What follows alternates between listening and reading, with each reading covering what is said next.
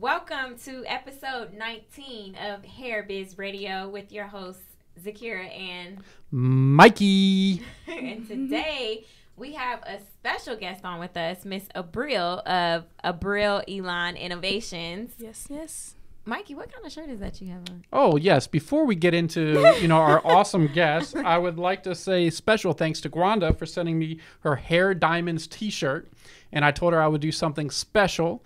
And instead of just like wearing it throughout the day, I thought I'd wear it for this podcast that's also being recorded video and live in our Facebook group, which I'll put a link in the show notes if you want to get in our Facebook group of over 12,000 awesome hair enthusiasts.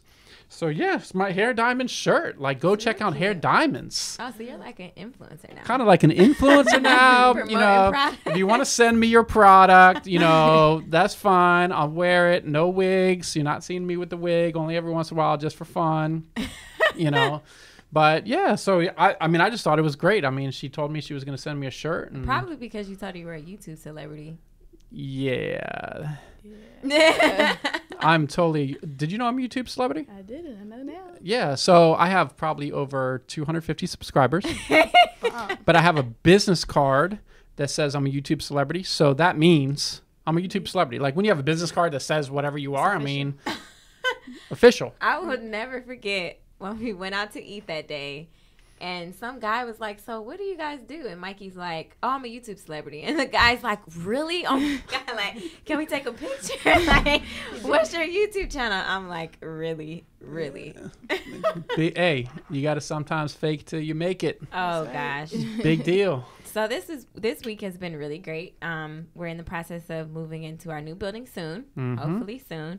And the hair industry has been going great. Sales have been through the roof.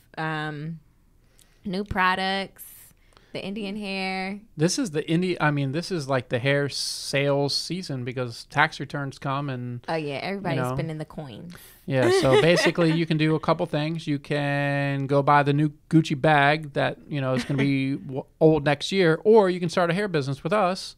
So you figure it out, whatever you want to do. Because then you start a hair business, it goes well, and then you can buy 5 Gucci bags.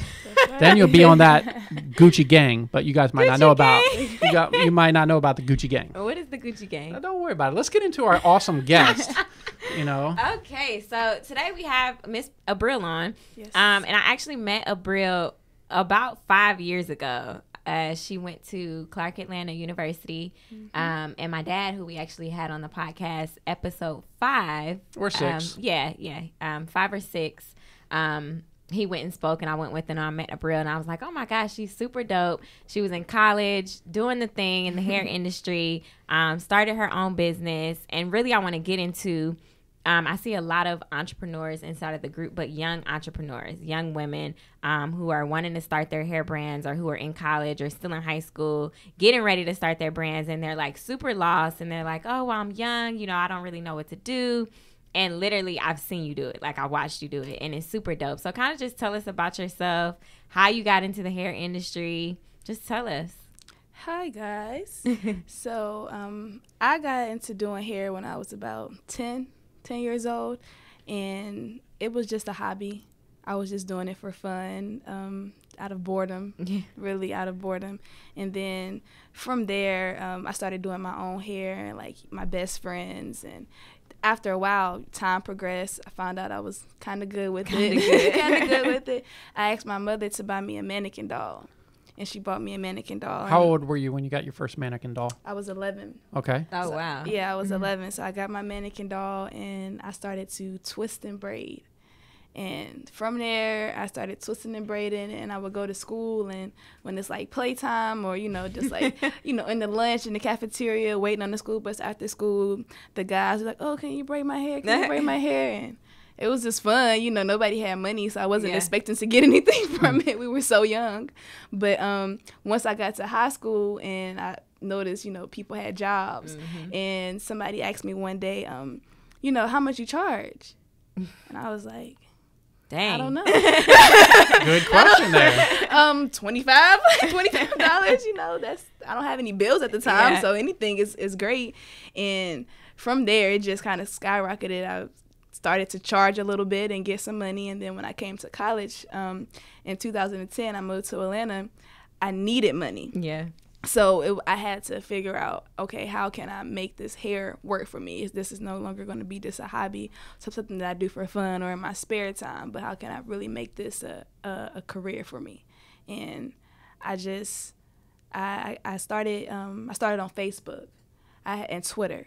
Oh, and what I did was summertime was approaching, and I went on the Clark Atlanta page for freshman 2010, and the Morehouse 2010 page and the Spellman 2010 page, because it's like, you know, the AUC unity. So I joined every single page, and I befriended everybody on Twitter, and I sent the same message to everybody. Hey, I'm A'bril. I'm going to Clark Atlanta. I'm majoring in business, and I'm a hairstylist. Didn't really have much experience. Never worked any salon or anything of that nature. But I knew what I wanted to do, and I knew I was good at it. And it just word got out. Word got out. How many people do you think you messaged? I without a doubt messaged over 3,000 people. 3,000 people. Yeah, I messaged one by one, 3,000 people individually, and I still to this day I can go back on my Facebook or a Twitter account and see the same messages that I started to send out, and it was just back to back people in Atlanta. Anybody that was in Atlanta or surrounding cities, like I messaged. I got left on read thousands of times. Definitely. Yeah. You know, but it was still just me getting out there and making it known that, like, hey, she does hair, so you would know who I am. So even if you have a hairstylist, that one time your hairstylist might go out of town, you might need an emergency hairstyle. Who is available? I'm available. That's super dope. So, like you said, you got left on red a lot of times. How did you feel about that? Did that like stop you from sending more messages? Or? No, nothing has ever stopped me, because it's like an intuition. Yeah. I know what I can do, and I know what I want to do, and anything that I've ever put my mind to, I have accomplished it. And it not saying that it's been easy, but I know that I can get the job done. When I was 16, I had my first job at Sonic. Over the summertime, I worked there for 2 months. And when school started back up for me to go into, I believe, my junior year of high school, my mom made me quit. She was like, I don't want you working and going to school. Yeah. And that really hurt my feelings, because it was like, wow, I finally get a little paychecks, you know. Like I had a little coin. I already had a car, so, you know, doing hair on the side, it was like, you know, I feel like I was doing something. Like, I'm 16 with a car, and I have 2 little side jobs. Like, I'm doing big time. Yeah, and she made me quit. And so it was like, well, how can I still get money? You know, like, I still need to get money. I still need to be active. And I didn't really even like working at Sonic, but it was just the fact that I was getting money. And I was like, okay, I have to make this hair work. And I made it work. That's dope. So in college, you know, it's a lot of broke college students. You know, a lot of people, they go get jobs, but you decided to be on campus and do hair. And I think the first time I came and got my hair done by you was you were at a salon off of MLK or kind of by the West End. Yeah, so you literally had students coming from campus to the salon to get their hair done, and you were like booked all the way up. So aside from reaching out to people via Facebook, Twitter, what else did you do to like get yourself known on campus? Like how did you get those college students to come get their hair done? When I first went to Clark Atlanta, the freshman orientation, I met a lot of people. So I talked to everybody at freshman orientation, because nobody knows anybody. So everybody's friendly at that moment. Everybody wants to, you know, be your friend until you meet, and it's like, oh, okay. Yeah. So like I befriended every single person there was, just letting them know, like, you know, hey, I'm A'bril, you know, like, I'm trying to do hair, et cetera, et cetera. And then when school actually started, I joined every organization there was on campus to join. Every organization? Even the ones that I didn't follow through with, or I couldn't follow through with, I still joined all organizations. Yeah. I joined an organization called BBB. I believe that was the name of it. But Brandy Mallory, she is the graduate from Clark Atlanta. Oh, yeah. One of my favorites. She's a makeup artist, actually. And she started this organization, and it was for plus size girls, and you had to be size 12 or over to be in the club. I was not a size 12 or over, So I remember going to the first meeting they had, you know, and you're getting the instructions and the handouts, you know, like the pageant that's going to come up for this organization and everything. And I'm just sitting there looking around. And I'm like, I know I'm not going to be able to do this. Like, I just don't fit the requirements. Yeah. But I know that I'll have opportunity to stand up and speak to these people. Mm-hmm. And there's 50 girls in here. And I might not be able to, you know, be with them in this organization, but I can do their hair for it. So when the pageant season comes, it's like, oh, well, I remember A'bril. She does hair. And from there, like, I did that for every organization that there was. I joined Women's Leadership Council. I joined Student Body Council. I was the managers for when people would run for, like, you know, class president mm-hmm. or anything like that. I just was always involved in all organizations. So I always had the opportunity to meet people and talk and network and just tell people who I am and what I do. And I also always kept my hair done and changed it a lot. So you will see me today with curly hair, and then tomorrow I have long blonde hair, and then the following day I have some red braids, and it's like, who's doing your hair? Like, I am. I'm doing my hair. Oh, that looks so nice. Or I never thought about this right here. Maybe I should try this out. And now, here we go. Wow. So let me just stop right there for a second, right? Because I know a lot of young hairstylists or other people, or even just people in our group, they're always like, oh, I need funding. I need this. I need that. But from what it sounds like, you just 100% work the hustle. Like, join the organizations, you know, maybe at first a little uncomfortable, like getting up to speak to these people. I'm sure you got over that real quick, you know, reaching out to people through social media individually. I'm sure they have programs for that now, but it's like, you know, you hear this kind of stuff. And when people say, you know, hey, I need all this money to get started, really what you need is just the hustle. Mm-hmm. And then your type of determination that says, I'm not going to quit. I'm going to make this happen no matter what, even if I don't have the money yet. And then it came. Yeah, I did a lot of in the beginning, name your price. That's good. Because I couldn't find myself setting a set price, knowing that I'm working with a bunch of people that don't have a lot of income. Mm-hmm. They have is very minimum, or you know, they're just getting it from somebody else. And also, I did a lot of barter work. So if it was times where I know somebody didn't have, you know, the actual money for something, I'm like, oh, okay, cool. Well, how can we switch and make this work right here? Is that how you had everyone do your homework? No. I actually did my homework. I'm a pretty good student. So I did a lot of name your price. And my pricing when I started off, I would do sew-ins for $35. And that was the shampoo, braid down, install, and style. I always wanted to offer as much as I could because I knew it wasn't average. An average person that you go to, even as a salon professional, you know, today, a lot of people are not going to include a shampoo in your price. So right. I always went above and beyond and added on extra services. I'm going to deep condition your hair. I'm going to trim your hair just to make you feel more like that you're getting more for your money. Yeah. And I've been the same sew-ins that I started off doing for $35. Today I'm able to charge $175, $200, $225. And it's like I progressed slowly. So I started out with $35 freshman year. Then sophomore year I went to $50. Then junior year I went to $75. Then senior year I went to $100. Now I'm getting ready to graduate, so I'm at $125. So now I've been out of school for a moment. I've been doing this. I've put in years. I've put in the work. You know who I am. I have, you know, a bunch of referrals. So now I can be 150 and up. Yeah. And now I progressed from 150 and up to when I elevated from just being on the main floor of a salon to get my own salon suite. So now I'm a little more private. I'm a little more exclusive. And I have people working in there for me. Well, I don't want to say for me. They work with me. They do. They do pay me to work in my area, but I don't like to say they work for me because they do bring in their own clientele. You know, and have their a steady base. My girl Tia had to say Styles by Tia B. That's my braider. That's my braider. I had to give a shout out to my girl Tia. So and I went from, you know, getting my own suites, and now I can, like I said, I can charge $175, $200 because I have elevated, I've grown, and I've mastered, you know, I've mastered my craft, and I'm still learning to this day. I still take classes outside of going to hair school. I did graduate from Paul Mitchell, Atlanta. Okay, and, shout out to Paul Mitchell, Atlanta. yes. Was Dallas Christopher one of your teachers? No, he wasn't there when I was there, but I do know who Dallas is. Yeah. I think everybody knows who Dallas is. Everybody knows Dallas. Yeah, good friend of ours. I worked with Dallas out when I was at Paul Mitchell, I did a fashion show for Atlanta Fashion Week a year before last, and he was a part of the Fashion I'm sure Week. he was. So yeah, I met Dallas there, and we definitely connected there. Very nice. So how was your experience going through hair school?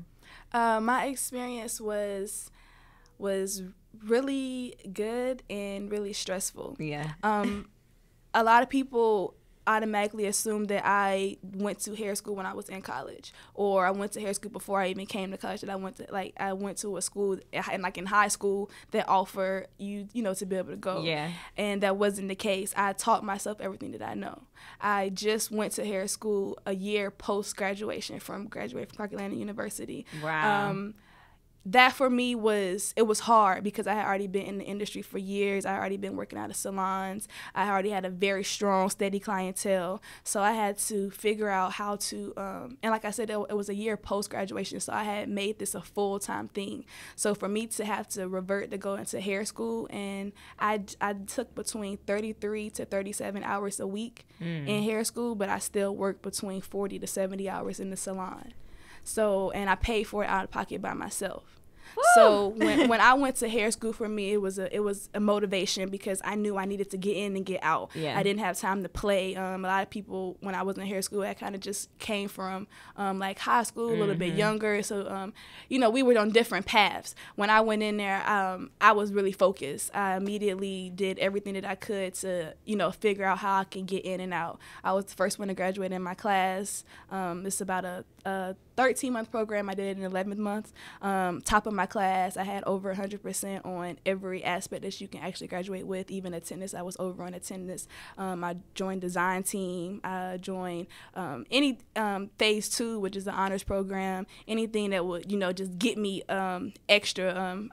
Once I joined those design teams and phase 2 or whatnot, it put me into a lot of different environments where I was able to do fashion shows and do weddings and, do photo shoots and just have more experience on the outside world, not just standing behind a chair doing hair, but actually to be like, okay, on set somewhere. And it was a great experience. It really was a great experience. But like I said, it was stressful because I had to change my whole life around from just being able to work whenever I want to work to having to go to school from 7 a.m. in the morning till 7 p.m. and getting out and being to the salon by 7:30, working until whenever I was done, 10, 11, 12, 1 o'clock in the morning, to repeat the process to do it again until the weekend, and then be back at the salon on Saturday morning from 8 a.m. until 8, 9, 10, 11 o'clock at night. But I made it work. Most people don't know, I was living by myself already in college. I had a 1-bedroom apartment. And I had also went ahead and got me a new car. So when I started hair school, I had to figure out, okay, how can I pay for this out of pocket but maintain my lifestyle? Yeah. I live in Atlanta by myself. I don't have any help from anybody. Everything that's funded, I take care of myself. So I talked my best friend into moving to Atlanta from South Carolina. And, she wanted to move anyway, but I gave her a lot of motivation to move. And I transferred my lease from my 1-bedroom apartment to a 2-bedroom apartment so we could split the rent for the 10 and 11th month that I was in hair school. And also to help her out, quote unquote, for her moving to Atlanta. Kind of tricked her a little bit, but it worked out. And so I took, that extra money, well, not extra money, but that money that I was kind of saving on rent to pay for hair school and for my car note and car insurance and just maintain my lifestyle. But I made it work. I made it work. You are dope. Super dope. Super dope. So you moved into a salon suite how long ago? At this point, oh, wow. It's almost 2 years. 2 years. It'll be 2 years. Congrats. It'll be 2 years in April. Congrats. What was the transition? Because we like to talk about this because I know a lot of people that listen are in maybe a couple steps behind you. And they're kind of thinking about, hey, I've worked at the salon, but there's so many pros and cons to having kind of your own salon suite and other stuff because of the added responsibility. You're going to probably have a couple employees or people working with you, as you say. That's fine. And we all know how in this, the hair industry, how little crazy that can get. So what was kind of that during that transition time? What were some things that you learned that if you had to do it over again, you would have said, I probably wouldn't have made that mistake again? Was there some mistakes you made or something you learned moving from going to be working at a salon to moving into your own suite? I don't want to say any mistakes, because mistakes are okay. We all make them. Mistakes are okay. Mistakes are okay, but I don't think that in my transition that there were, many mistakes with the actual transition. On the backhand side, I could say when I did make the transition, I tried to move in and decorate at the same time. So I guess that could be considered a mistake that I would prefer, I would recommend to decorate first, kind of. Yeah. Because it was hard trying to, be in there working, but then still have, somebody trying to paint or somebody, building the shelf or putting a chair up for you that did, cause a really small inconvenience for a couple of days or whatnot. But the transition for me happened because I kind of got to a fed up point from working on the floor. I had been working on the floor, and just where I was working at, I love where I was working at, but it was a lot going on, and it became a lot for, I feel like, my clients. So I just wanted to kind of reserve them and keep them in a private area so we can just focus on what I'm giving you and, what you expect from me. So moving into the salon suite for me was actually really, really great. My clients loved it. Once I got in there, they're like, "Oh, I love being in here." You can open the door, shut the door. You have the option, to be private or to be social. So for me, it was really good. My clients are like my family. Most of my clients are my friends. They were my friends first, or they became my friends. And if you know anything about me personally, my friends are my family. I'll go over and beyond for anybody, that I consider, near and dear to my heart. So, and that's how I feel about my clients. Like, without my clients, I wouldn't be who I am. I wouldn't be able to live the way I live and, just be able to express myself the way I want to. So making sure that I took good care of my clients was my main focus. And once I made that transition into my first salon suite, I knew it was the right thing to do. And then also I wanted to give myself more responsibility, because I wanted to see how it would be for me to quote unquote manage a salon itself. Granted, I wasn't running the whole building, so I'm not necessarily worrying about a big overhead, worry about paying a power bill or a water bill, or if plumbing goes out in the bathroom. But I knew it would give me an opportunity to learn more, to see how it is to, hire one employee and see, just to build trust and to see, far as like cleanliness, how to make sure, I clean up every day after myself, or, what do I expect from her? And it made me be more responsible to make sure that I had towels every day, wash, or I had trash bags, like the small things that actually mattered, that I brought Windex and paper towels. So I have, snacks and waters for my clients, etc.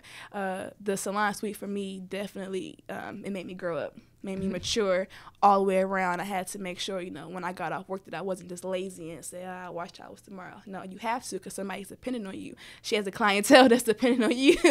So, I can't make myself look bad or make anybody else look bad that's working with me or for me. I like that. So when you moved to the salon suite from the salon, how far of a distance was it? Did you find a salon suite that was close to where you were already working? No, my salon itself expanded. Okay. It expanded, so they offer salon suites. So I didn't have to change my actual location. I just changed where I was at physically in the building.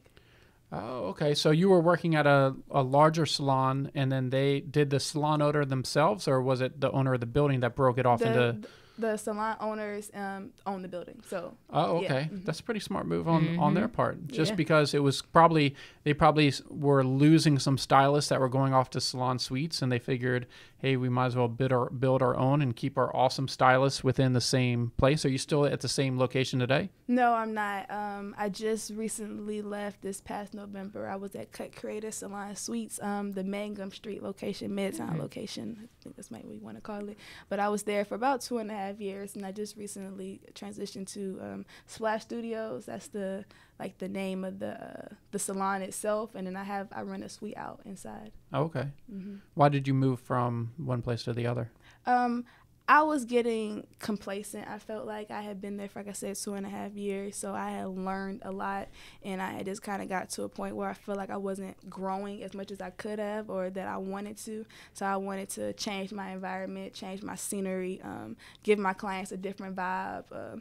And for me, just for me, I'm moving. I know if I move, it'll be it'll make me just be, like I said before, more responsible, because moving now, I'm at the location a little bit further away from where I was. So just my daily routines now, I'm knowing to get up earlier, you know, leave home, you know, not 15 minutes early, you know, leave home 35 minutes early. It just makes me, you know, do more, definitely. So moving into the salon suite this time, what did you learn with that transition?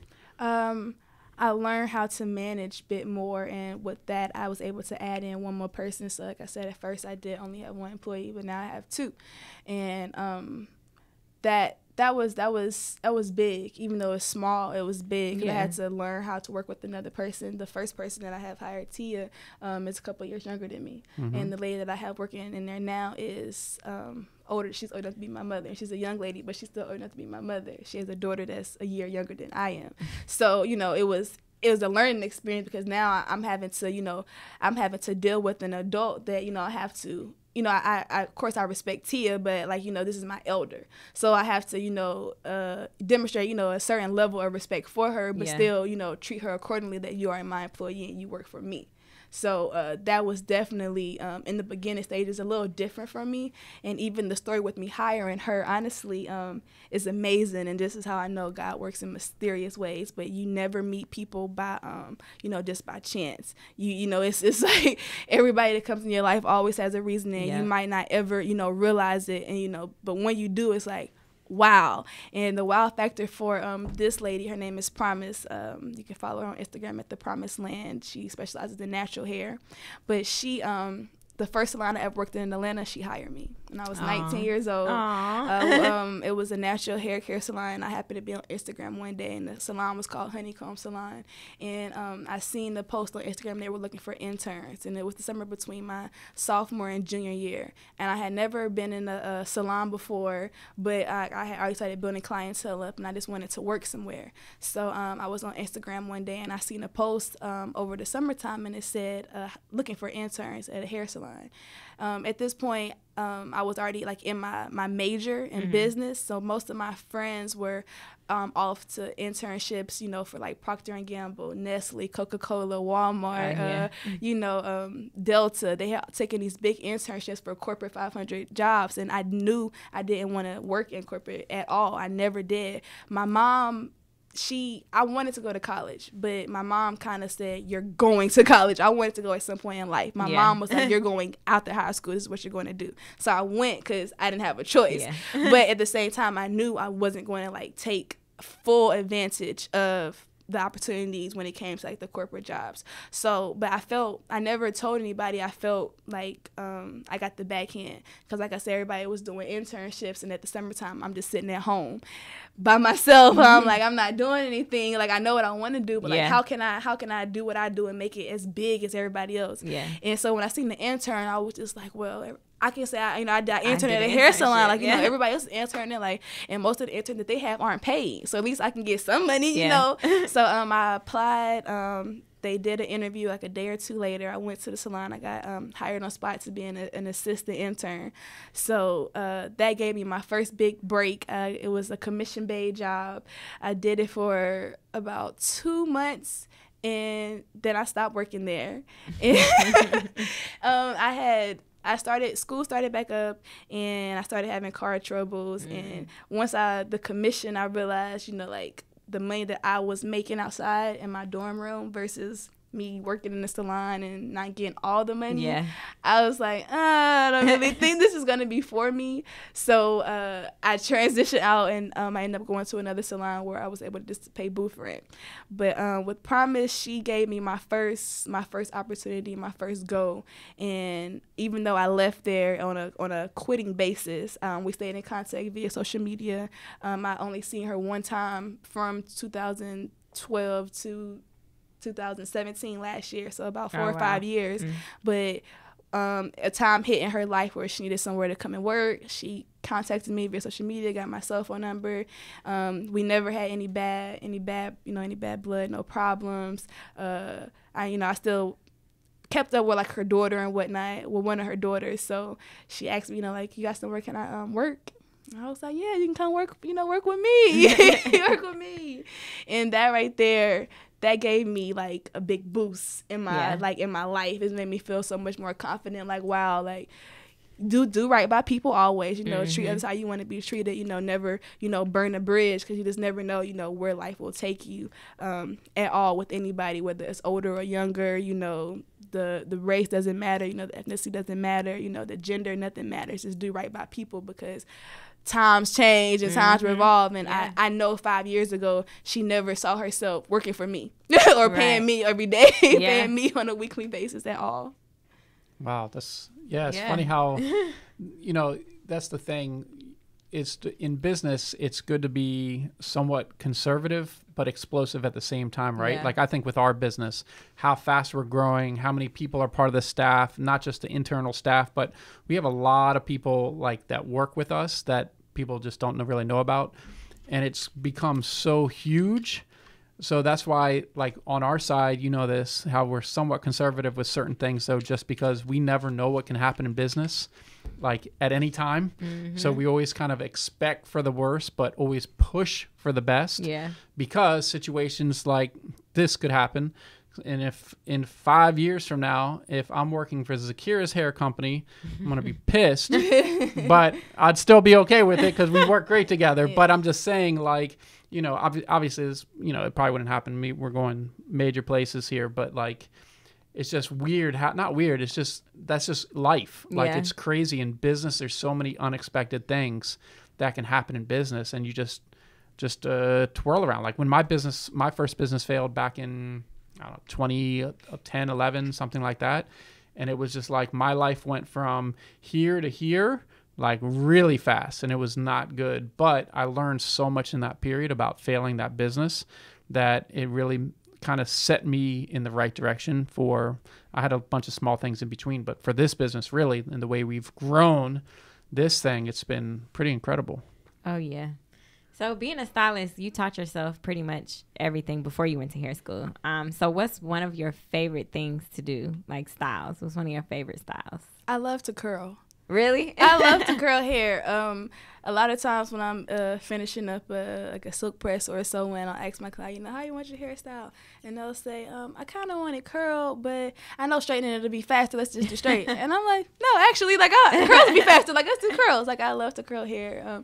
You can get so many looks with curls. Yeah. So many looks.